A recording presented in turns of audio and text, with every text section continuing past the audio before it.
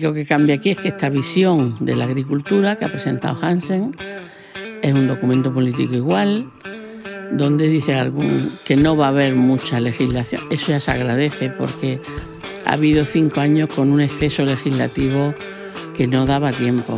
Ha sido imposible en muchas áreas. Pero hay un cambio, al menos en la letra. Luego ya veremos. Porque la política agrícola común tiene sentido si es común y europea. Por lo tanto, y la ventaja y el desarrollo ha sido eliminar fronteras. Si ahora se las vamos a poner con normativas distintas y con apoyos distintos, nos vamos a cargar el mercado único europeo. Y eso yo creo que es malo. Nuevas técnicas genómicas. Por fin van a empezar los trílogos. Por fin. Bueno, ahí estaba atascado porque el Consejo no aprobaba. Ahora ya sí la aprobaba y ahora ya va a empezar Es decir, pesticida, que se quedó, en el que yo fui ponente, se tumbó por el Parlamento y yo creo que no va a haber propuesta nueva. No, el Mercosur, que lo tuvimos ahí. Bueno, Mercosur lleva 22 años, no está aprobado. Bueno, le falta la rectificación, ¿no? Sí, la rectificación del Parlamento, que quiere llegar en septiembre o octubre. A ver si el Pleno va a aprobar eso.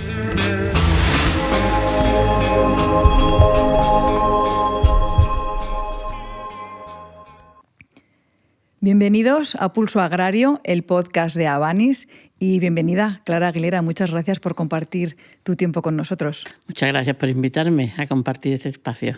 Clara Aguilera, eres de Granada, licenciada en Derecho, fuiste diputada en el Parlamento de Andalucía, consejera de Gobernación, consejera de Agricultura y durante los últimos 10 años eurodiputada en el Parlamento Europeo en la Comisión de Agricultura. Y pesca también. Y pesca, que no nos olvidemos de la pesca. Se podría decir que el sector agroalimentario es tu terreno natural. ¿Cómo llegaste a trabajar en este sector?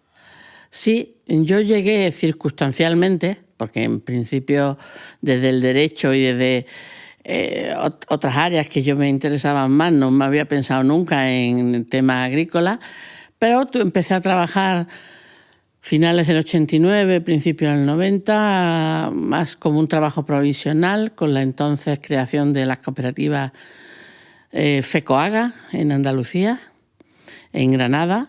Y bueno, y ahí empecé mi trabajo profesional. Después de los estudios estuve trabajando en la Federación de Cooperativas Agrarias, primeramente en lo que era FECOAGA, y después, tras la unificación en el 95, FAECA. Yo he sido la gerente del cooperativismo agroalimentario en Granada, hasta que ya pasé al Parlamento y ya tuve problemas de incompatibilidad, lógicamente, y pues, bueno, otra etapa política, que ahora he cerrado hace poco. Exactamente, y ahora, tras cerrar esa etapa política de 10 años en la Eurocámara, ¿cuál es tu situación profesional? Cuéntanos. Bueno, yo quería vivir en Granada, decisión fundamental para mí. No quería continuar 5 años más en la legislatura en el Parlamento Europeo. Y ahora mismo estoy pues, con varias colaboraciones. Colaboro en el Consejo Asesor de la consultora Acento. Y luego tengo varios proyectos con las cooperativas agroalimentarias de Granada y de Andalucía especialmente, porque, insisto, para mí el situarme estratégicamente en Granada, aunque venga mucho a Madrid, es importante.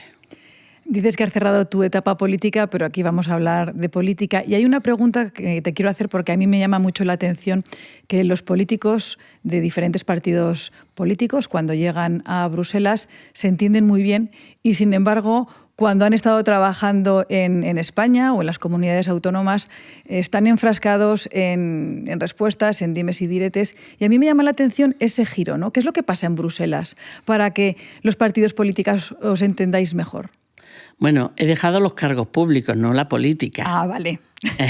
Para aclararlo, la política no. Yo he sido militante del Partido Socialista, empecé en Juventudes Socialistas con 18 años y sigo en el PSOE, es decir, pero cargo público, para mí he cerrado esa etapa, pero sigo, la política me sigue interesando, evidentemente, y sigo militando. ¿Qué pasa? Hay un cambio diferente, la forma de política es diferente. A mí hay dos cuestiones que creo que pueden marcar eso, que yo quisiera destacar. Una, es decir, aquí tenemos un sistema parlamentario donde los partidos no solo hacen las listas electorales, también en nuestro caso a Bruselas, pero luego marcan mucho la estructura del partido, los cargos, marcan mucho también el debate parlamentario. En Bruselas no. Primero, hay grupos, evidentemente, yo estaba en el grupo socialdemócrata, pero no hay disciplina de voto. Yo no tengo por qué votar lo que es mi grupo político, ni siquiera lo que mi delegación socialista española vote. De hecho, no he votado lo mismo en muchas ocasiones. Bueno, en algunas cuantas ocasiones. Ha sido un verso suelto de vez en cuando, ¿no? Soy un poco verso. Pero bueno, allí es así. No es que me saltase la disciplina, es que allí no hay disciplina de voto en la estructura de los grupos políticos. ¿Eso qué te hace? Que tenga que hacer un parlamentarismo diferente, porque tú no negocias con el PP o con, en el caso de España, Sumar, que allí no existe eso, pero bueno, con la extrema izquierda. Es decir, tú tienes que negociar diputado a diputado, porque probablemente, es decir, lo que marque, muchos no siguen su grupo político. Entonces te hace que tengas que tener mucha capacidad de debate y diálogo. O tienes debate o diálogo, o no sacas allí ni un reglamento ni apruebas nada. Entonces eso te marca distinto, porque tú aquí pactas con el portavoz X del grupo tal, dices, ¿cuántos votos tiene? 20, 50, 120, pues ya son míos, allí no. Luego los países, es decir, si sabes que a Alemania le interesa, pues te interesan los alemanes. O sea, necesitan mucho del diálogo y del debate para aprobar las cosas. Eso ya te marca. La disciplina, el que no hay disciplina de voto, te marca mucho. Y luego allí el legislativo tiene más poder que aquí. Aquí la propuesta viene del gobierno, hay un debate y el legislativo lo acaba aprobando, pero marca mucho el gobierno. Allí no. La comisión hace la propuesta, pero los colegisladores, los diputados, es el Parlamento y es el Consejo. Son los que definen final esa normativa. Y eso te hace que tienes que tener mucha capacidad de ser ponente de bastantes reglamentos, tienes que tener una capacidad de negociar con el Consejo. Entonces te marca o eres dialogante o debate. Es decir, de hecho, aquellas personas políticas que no dialoguen mucho difícilmente sacarán algo adelante. Bueno, entremos ya en materia agraria, que es en la que estás más especializada. En la Unión Europea contamos ahora con un nuevo comisario de Agricultura, una nueva comisión, con un nuevo comisario de Agricultura, el luxemburgués Christoph Hansen, que hace un par de meses ha presentado su propuesta de cómo quiere él que sea esta legislatura en materia agroalimentaria. Ha habido ciertos cambios, se habla mucho de competitividad, se habla de reciprocidad, de la que luego también te preguntaré, y hay parte del sector agroalimentario que está contento porque percibe esos cambios, ¿no? ¿Esos cambios tú crees que se podrán llevar a cabo finalmente o es un documento de partida y a ver qué es lo que ocurre? A ver, yo voy a poner un ejemplo. Esto es un documento político de partida, de intenciones, que como gobierno es lógico, un documento de la Comisión. Pero quiero recordar hace 5 años, cuando Ursula von der Leyen y Timmermans presentaron el Pacto Verde Europeo con 2 estrategias, de biodiversidad y la granja a la mesa. Eran documentos políticos, igual. La diferencia es que uno llevaban aparejado ambos un desarrollo legislativo. Es decir, la estrategia de la granja a la mesa llevaba una propuesta legislativa que fueron entrando después de 27 propuestas. Lo único que cambia aquí es que esta visión de la agricultura que ha presentado Hansen es un documento político igual, donde dice que no va a haber mucha legislación. Eso ya se agradece porque ha habido 5 años con un exceso legislativo que no daba tiempo. Ha sido imposible en muchas áreas. Por lo tanto, que va a haber menos legislación y que hay, pues como has comentado, determinados temas como reciprocidad, que suena bien. Suena bien también que las subvenciones no sean subsidios, sino incentivos. Es decir, que el tema medioambiental está bien, pero que la competitividad es fundamental. Es decir, no se habla de la estrategia de la granja a la mesa, no se habla. Dice, no se habla, no pasa nada. Bueno, es significativo. Aunque hay todavía legislación ahí pendiente, ¿no? Se dice además en temas de fitosanitarios que no se deberían eliminar productos sin ver alternativas. Todo eso suena muy bien en el campo y en la agricultura. Es un documento político. Aquí nadie está pidiendo impacto ambiental como en la estrategia de la granja a la mesa, que tampoco hacía falta. El impacto medioambiental viene cuando vienen los procesos legislativos. Pero hay un cambio, al menos en la letra. Luego ya veremos. Es decir, ya veremos porque tampoco Hansen, yo creo que él está convencido de esas cosas, pero no es tan fácil. La política hay que hacerla entre muchos. Pero yo creo que hay un aire distinto, absolutamente distinto. Yo estoy contenta, es decir, con un aire en el que a mí lo que más me molestaba en la legislatura anterior no es la cuestión de la sostenibilidad, que entiendo, comprendo y además debe ser así, sino que no se explicasen bien las cosas suficientemente, la rapidez y que hubiese temas tabús como la competitividad. No se podía añadir a los textos la competitividad. Eso creo que no es razonable, eso u otras cosas. Por lo tanto, yo creo que hay cambios, vamos a verlo, pero yo estoy esperando el marco financiero plurianual, porque a veces haces una letra, dice la música te suena bien, pero a ver luego si en la fiesta va a haber un poquito de tapita y de alguna, aunque sea un refresco.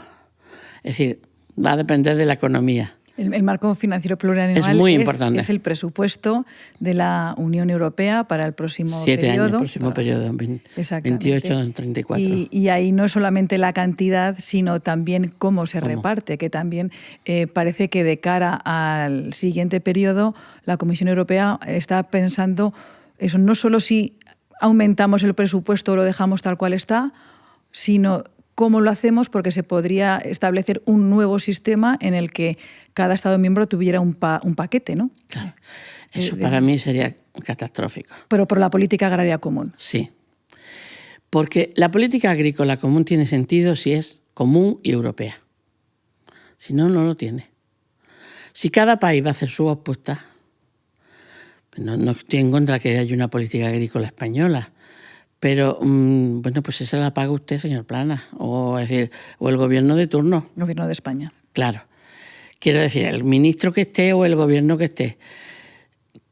Una de las cosas mejores que ha tenido, aparte de la PAC, ayudar a la agricultura durante esos más de 60 años, una de las cosas mejores, en mi opinión, de la Unión Europea es el mercado interior. Mercado común. El mercado común. Uh-huh. Es decir, que podamos ir personas y mercancías y productos sin fronteras y que esté abierto para todos. Si vamos a hacer una política de cada país puede decidir su apuesta. De hecho, ya hay distorsiones. Las ayudas asociadas a la agricultura para mí son distorsiones. ¿Es para apoyar a aquellos sectores que lo necesitan? Bueno, ya. Pero si usted apoya a no lo sé, al vino español o el Francia apoya su vino especialmente de forma diferenciada, me establece una competencia a mí en el mercado interior europeo, porque tiene más apoyo Francia en un producto que yo también cultivo en España. Por lo tanto, si al final vamos a una política en el que digan cada un sobre para cada país y usted lo distribuye, se va a hacer la política que cada país quiera hacer. Y aunque eso suene bien, es una distorsión que puede ser muy evidente en un mercado en el que todos queremos competir y queremos trabajar. Perdona que te quería interrumpir porque ¿sí? El elaborar un plan estratégico de la política agraria común para cada Estado miembro, que es el PEPAC... Ya es eso. ¿No es eso ya en parte? Sí, de hecho, yo me opuse y un grupo nos opusimos a esa que se llama subsidiariedad reforzada, esas palabras que gustan en Bruselas sí. Y que hacen imposible que la gente normal entienda de la PAC. La subsidiariedad reforzada es que tú le ibas a dar más capacidad a los ministros. Entonces, el Consejo estuvo encantadísimo, todos los ministros.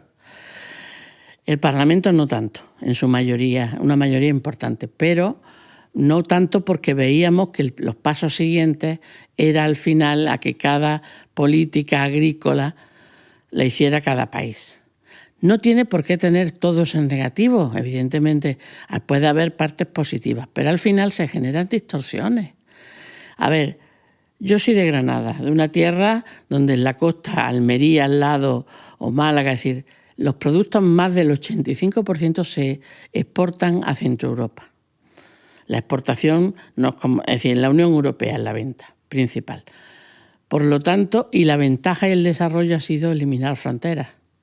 Si ahora se las vamos a poner con normativas distintas y con apoyos distintos, nos vamos a cargar el mercado único europeo. Y eso yo creo que es malo. ¿Y por qué vamos a justificar unos apoyos a la política agrícola que decide cada Estado? No tiene sentido. Luego las ayudas de la PAC y eso que en su día se concibió como una política claramente de apoyo y de subvenciones, si la va a hacer cada país es como la que ahora hace cada país, que cada cual se pague su invitación. Ese es el riesgo que yo le veo. Que salga escote, ¿no? Sí, que ya si cada cual se haga su invitación. Es decir, no me busque a mí para pagar algo que va a decidir usted. Entonces, no, es decir, yo no creo que sea el camino. Sé que es muy goloso para los gobiernos nacionales, pero de hecho ya está habiendo unas distorsiones porque los apoyos, las ayudas directas del primer pilar que hay en España, donde no se cumple la convergencia, y yo no sé si alguna vez la vamos a cumplir, tampoco en Italia o en otros países, quedan todavía 9 países que no cumplen la convergencia, mientras que otros países tienen una ayuda a todos por igual. No es que me guste, pero eso es lo que dice la PAC. Por lo tanto, a mí me preocupa esa deriva. Me preocupa la deriva de que cada cual haga su traje a medida y entonces yo, ¿por qué voy a subvencionar un traje tuyo? No tiene sentido. Yo subvenciono una política común. Sí, la política agraria común dejaría de ser común. En alguna ocasión, volviendo al Pacto Verde, has comentado que el Pacto Verde ya no es la esencia de la Comisión Europea actualmente. Pero, sin embargo, la senda que marcó el Pacto Verde no está muy marcada para que se deje.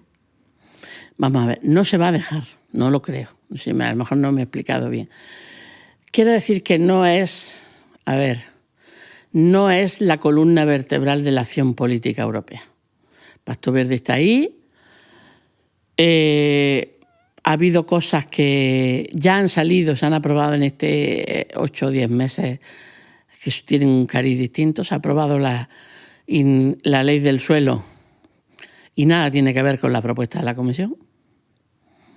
Es una directiva del suelo.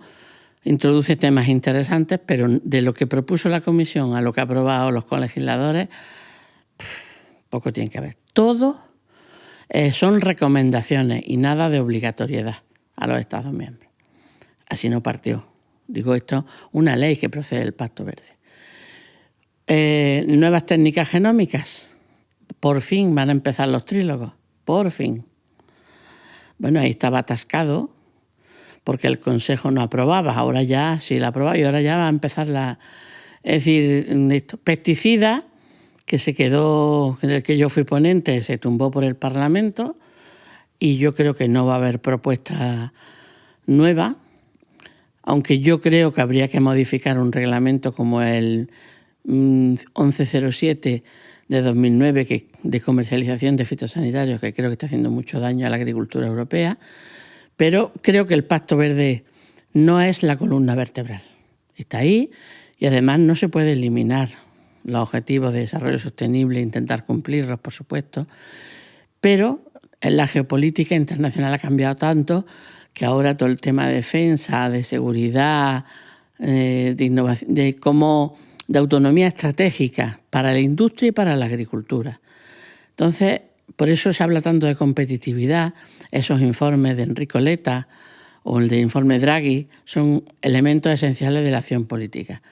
La sostenibilidad no se ha tirado a la papelera, pero no es la columna vertebral. Es decir, seguirá con apoyo y con propuestas legislativas también, pero no va a ser como lo fue en los 5 años anteriores. Entre otras cosas, porque ha cambiado la Comisión, ha cambiado el Parlamento, su mayoría, y el Consejo está también dirigido más por la derecha. Y entonces pues hay más cuestionamientos. Y el mundo también está cambiando porque... el mundo está cambiando radicalmente. Sobre todo Estados Unidos nos está haciendo todo, bueno, un marco general diferente, sí. Así es. Pero yo quería apuntar ese matiz del Pacto Verde, si se iba a mantener o no, si iba a seguir existiendo. Se va a mantener. Porque nadie ha dicho que no se mantiene. Exactamente, porque a veces da la sensación de que se ha dado un giro de 180 grados y en mi opinión, la Comisión Europea nunca da giros de 180 grados. Es decir, la Comisión, es más, me consta que las direcciones generales, que en el fondo son las que más hacen desarrollo de los textos de GESANTE, la de GENVI, direcciones generales importantes van a seguir con el mismo esquema de trabajo. Políticamente se irá viendo. El Parlamento luego tiene también marcado color político diferente, pero esto no se ha eliminado. Pero además no se debe eliminar, en mi opinión. Esto no era broma, lo del cambio climático y la sostenibilidad medioambiental. Y si la eliminación de residuos plásticos, todo eso es necesario. Y trabajar por la biodiversidad. Es decir, otra cosa es pasar en efectos equilibrantes de un extremo a otro. Es que todo sea eso y solo eso. Y además mal explicado. Yo decía, aquí hemos cambiado los hombres de negro de los años de la crisis económica 2008 a 2012, los hombres de negro que nos daba miedo, a los hombres de verde. ¡Qué miedo nos dan con la sostenibilidad, ¿no? Y entonces eso va a marcar, por supuesto, va a ser importante un elemento. No se piense la gente que no va a haber, ni creo que sea bueno. Ni los agricultores, del color político que sean, pueden convertirse en negacionistas del cambio climático. Así que lo que pasa es que hay que explicar mejor las cosas y hacerlas mejor. Es que precisamente ahora estamos en un momento en el que se habla mucho de aranceles, en una situación global un tanto extraña y diferente a lo que estábamos acostumbrados a décadas anteriores. Se habla mucho de aranceles y hay quien piensa que todas estas medidas que se han ido planteando desde la Unión Europea son aranceles que nos hemos puesto los propios europeos, como si nos hayamos puesto palos en nuestras propias ruedas a la hora de producir y a la hora de exportar y de importar. ¿Piensas lo mismo? A ver, bueno, aranceles. Antes de toda esta revulsión ocasionada, el efecto de la época Trump, esta nueva, segunda etapa, ya teníamos no aranceles que se eliminaban con los acuerdos comerciales, pero teníamos otras barreras, no la arancelaria, decíamos la fitosanitaria. Es decir, a Estados Unidos ya era muy difícil vender antes de Trump, muy difícil. No piensen sino que se los pregunten a mis amigos del aceite o al del jamón, es decir, muy complicado. O a la de las naranjas, que se inventaban los americanos una barrera fitosanitaria y tenían las naranjas de Valencia o de Sevilla, las tenían 2 meses en el puerto esperando. O sea, es decir, con una barrera fitosanitaria. Antes había. ¿Qué hemos hecho nosotros en Europa? Hemos hecho una legislación también en sanidad vegetal y animal y en otro tipo de normativa que nos estamos poniendo trabas nosotros mismos, claro. Para solucionar esto, estamos diciendo que queremos reciprocidad, es decir, que todas las piedras que yo me he puesto en mi acera se las ponga el vecino. Ponérselas al vecino. Eso es, esas piedras allí, yo quito una piedra y pongo cosas por medio. Y ahora estamos diciendo, pues, esto no puede ser. Hay cosas que son importantes, un cambio de cultivo, un cambio de... Vale, pero otras muchas a veces son, pues eso, muchas barreras que no hemos puesto. Entonces, en lugar de quitar o de mejorar el reglamento 1107, que yo digo yo, del 2009, queremos que el de Sudáfrica, que Japón, que Canadá se pongan las mismas barreras que nosotros. Eso no se puede hacer. Esa reciprocidad, que además Hansen también la nombra, el comisario de Agricultura. La reciprocidad es lo que se exige y es lógico. Pero eso no se puede hacer porque tú no puedes desde Europa, ni ningún país puede imponer una normativa igual a otra. Es decir, de hecho, ahora mismo eso no se puede hacer. La OMC, que no sé yo si seguirá viva después de esta situación, pero la Organización Mundial del Comercio es el organismo donde las disputas comerciales, ahí donde el elemento salud y medio ambiente es importante. Pero ahí es donde puedes llevar tus disputas. Pero no puedes hacer un acuerdo comercial con Perú o México. Y si usted tiene que hacer una ley de comercialización de fitosanitario donde vaya eliminando todas las sustancias activas que sea disruptor endocrino, tiene que hacer esa ley. Eso no se hace, ahora mismo no se puede hacer. Es decir, podría hacer eso, tendría que en el organismo internacional. Tú lo que puedes hacer, tú no puedes obligarle a tener esa ley. Ahora mismo lo que se hace es un sistema de equivalencias. Es decir, usted, Perú, tiene una normativa similar, homogénea a la que yo tengo en cuestión medioambiental. Sí, nos lo reconocemos, vale. Pero yo no puedo exigir un reglamento o una ley X dura como esa. Luego, por tanto, la reciprocidad y las cláusulas espejo pues quedan muy bien en el debate político, pero no son posibles ni reales. Lo que es posible y real es ir cambiando las cosas.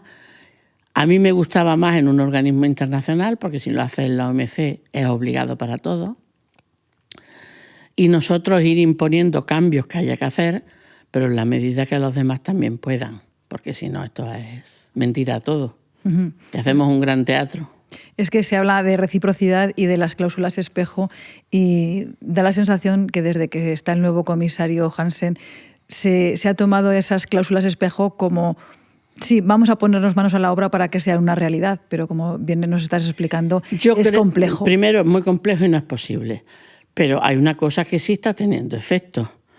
De momento, es decir, hace unos años se aprobaban los acuerdos comerciales muy fácil.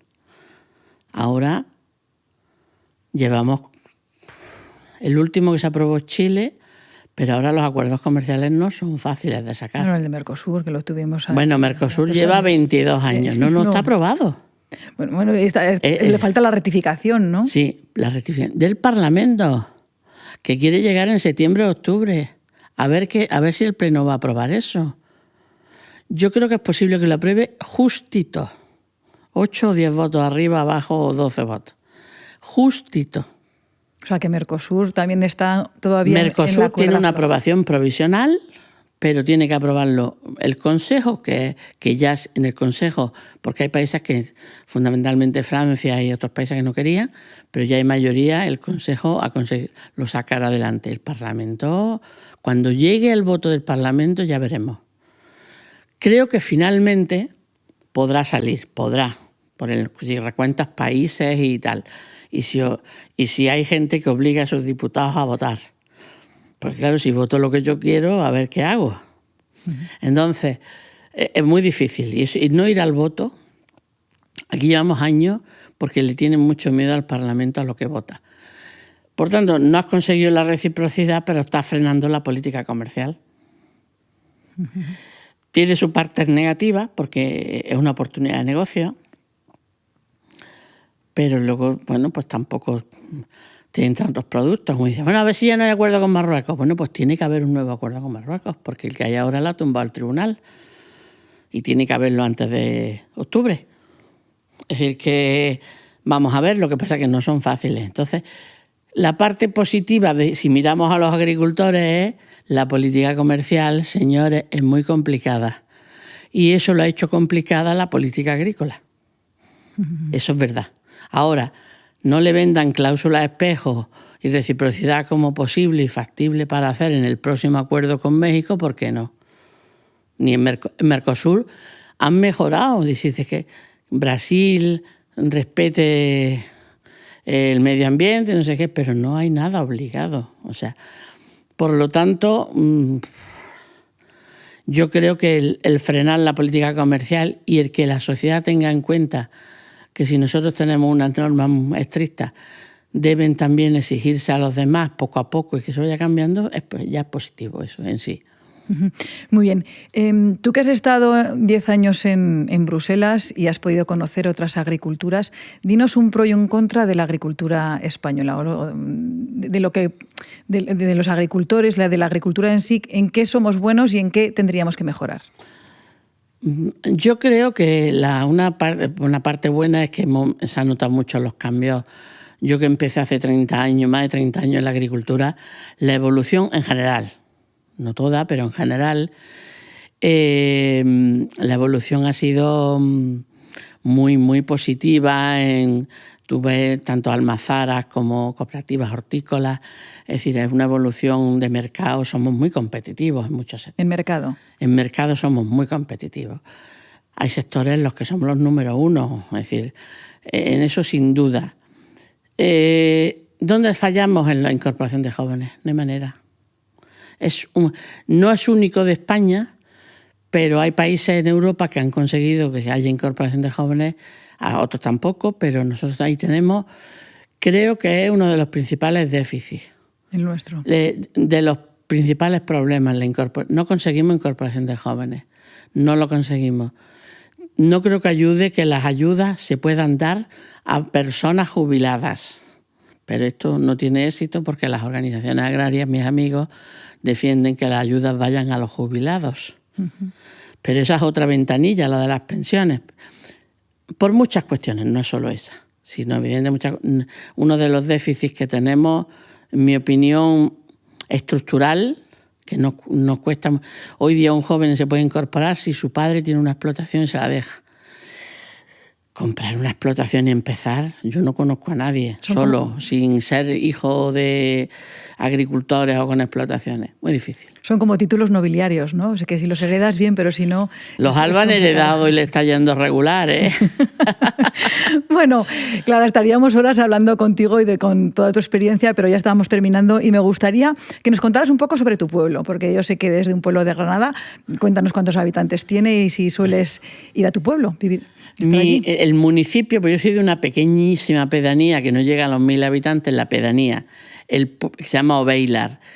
Mi pueblo es Illora, está entre el poniente granadino hacia Loja, que conocerá más la gente, y la Vega de Granada. Sigo yendo a mi pueblo.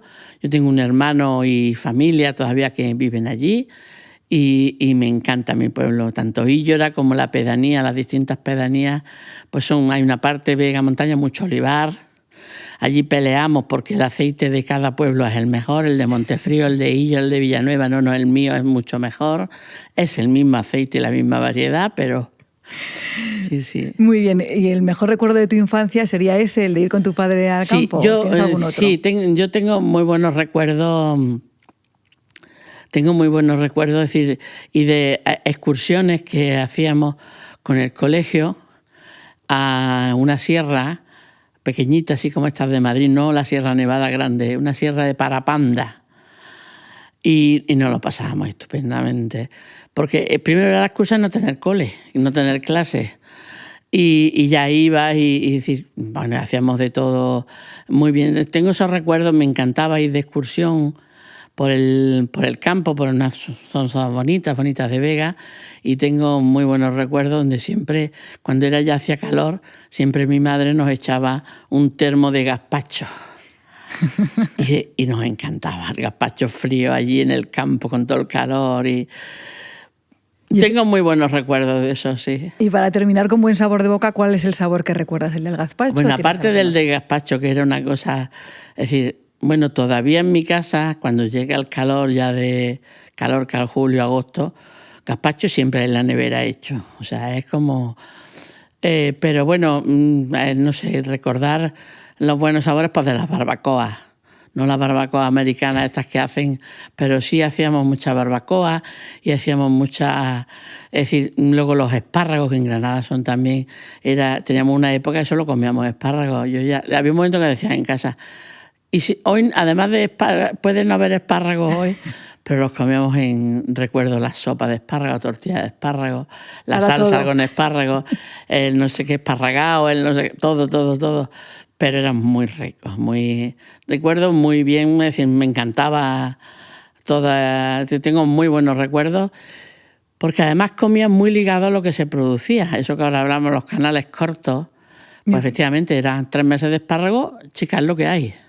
Lo tienes al lado, luego las patatas de verano, no sé qué, luego la fruta de verano, las peras, pues también era lo que más había en casa. Pero es lo que había también en los cultivos. Canales cortos y productos de temporada. Absolutamente. Hasta que ya entró, afortunadamente, los invernaderos. Afortunadamente para la zona del Levante. Para la zona del Levante y para... Nosotros tenemos mucho allí en Motril y toda esa zona de Castelldefels hasta hasta el poniente almeriense y el levante almeriense, entraron los invernaderos y yo decía, ya hay tomate todo el año. Había huertas. No sé, en verano yo recuerdo, no mi padre, pero mi tío tenía una huerta y cultivaba esos tomates ricos, pimientos, berenjenas. Y bueno, pero era cuando las tomabas, cuando había huerta, ¿no? Ahí ha habido un cambio vital importante, pero yo cuando ahora habla la gente digo, a mí me parece bien lo de los canales cortos, pero yo quiero seguir tomando cosas todo el año, no sé. Claro. No quiero que esa oferta se pierda, ¿no?